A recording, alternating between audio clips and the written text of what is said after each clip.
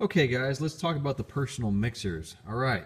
So, as you know, this is the personal mixer that each band member uses to hear themselves as well as the other band members, and they can kind of set up their own mix for what they have in their ears. And so, we're going to talk about that. The first thing I want to talk about here is that you'll notice I have a power cable coming in right here. Okay. And on the back side of this, you can see that there's a power cable. There's also a power button, on and off button. So the cool thing about these is that when they're on the stage, they get their feed from this unit right here, and you'll see that in the rack. And what this is basically a distribution amplifier. It sends not only the signals, but it also sends power through an Ethernet cable. So this Ethernet cable here will plug in to the input. Let me see here. There we go. Plugs into the input there.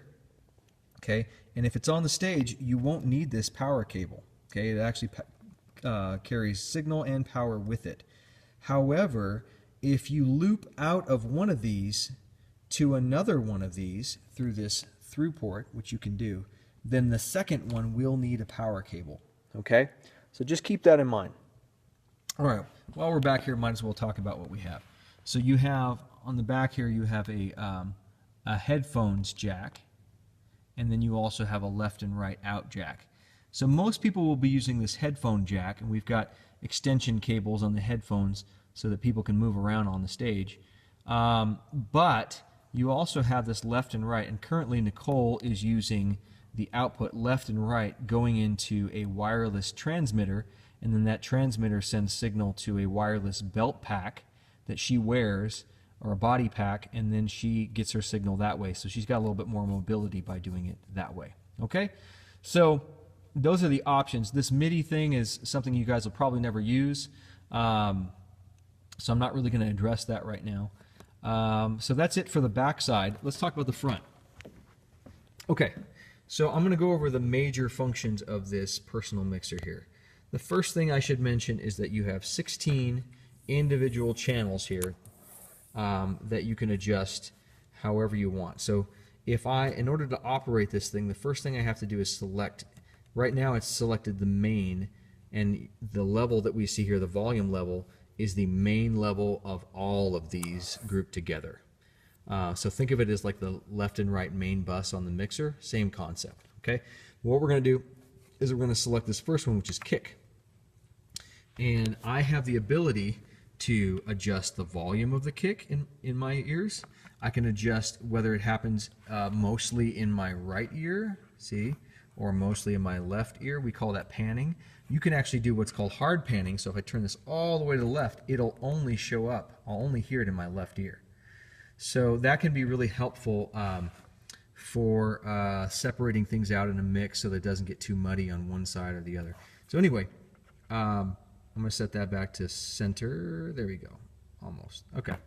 So you'll see as I change from one input to the other here, the volume is adjusting. If let's say on the kick drum I make this pan all the way to the left here, and then I change the kick, you can see it's showing me, hey, or excuse me, the snare, it's showing me that snare is centered in the left and right, okay, whereas the kick is panned all the way to the left. All right, so it's not just panning, it's not just volume, it's also panning adjustments per each one of these. All right. What's super cool about this is these EQ settings up here also follow the individual instruments, as well as the main. You can do an adjustment on the main. The only difference is between these settings and the pan and the volume setting is you can't necessarily see everything. So what I'm seeing with these knobs, where this little white pointer is not necessarily where things are set for the kick drum, for example. So to give you an example, if I take this bass and I boost it on the kick drum, and then I go to the snare, that doesn't mean that the bass is high or boosted on the snare. It internally remembers where I set the bass for the kick drum. Okay? So just keep that in mind. These visuals do not represent what has been saved for each one of these. So So you have individual EQ per channel. Okay. Then you have over here, you've got a limiter and a master level. Okay. This master level, you see it says output there. That deals with what you're hearing in your ears. All right. So if I have this all the way down, it doesn't matter if main is turned up.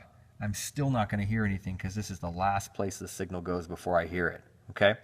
So I have to turn that level up in order to hear something. Okay. This limiter is basically a protection for your ears.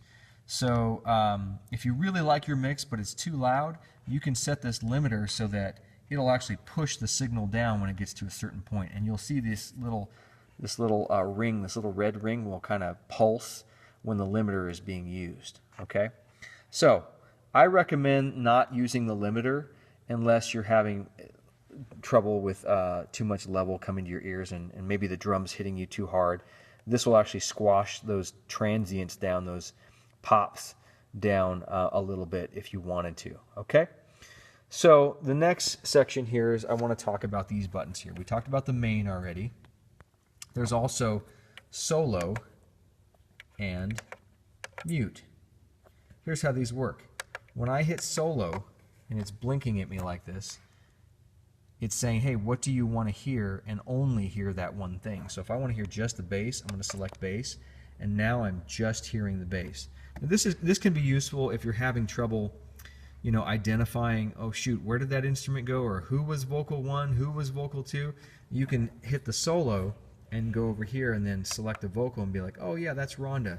Well, I can't hear enough of her, so let me turn her up, or you know, maybe I want her a little bit more in my right ear. That's a great way to find something, all right, is to hit solo. And it remains in solo mode until you select the solo again.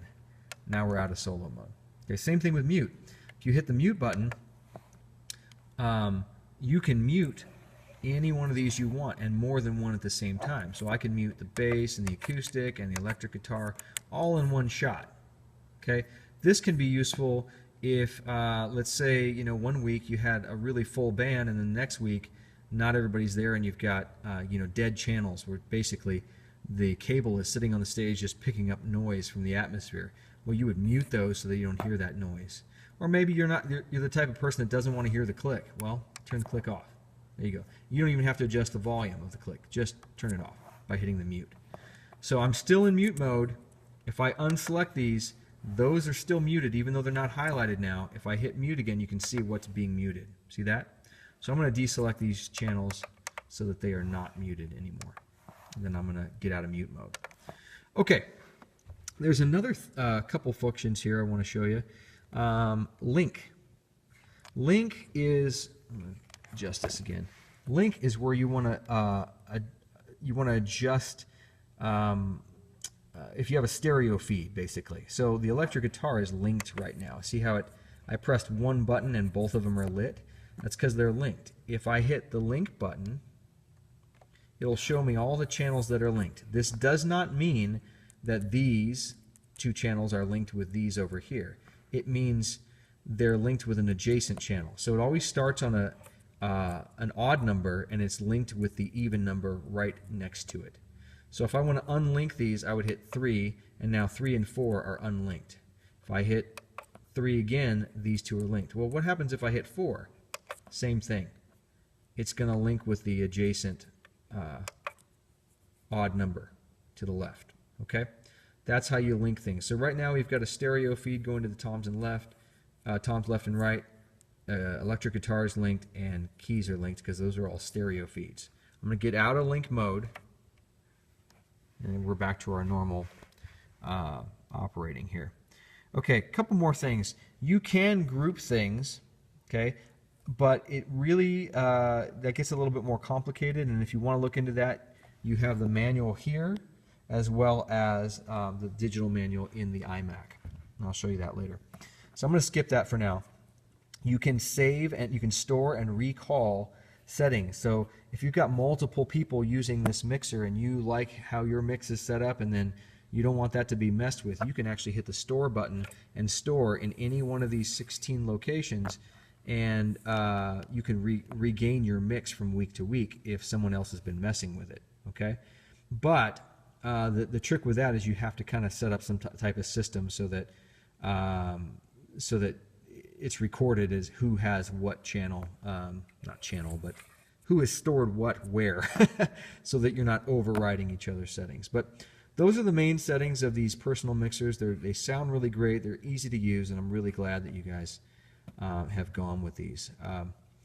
So like I said, you do have the digital manual in the iMac, and you also have the physical manual sitting here behind the desk. I think that's it for the personal mixers. I'll catch you guys on the next video. Bye.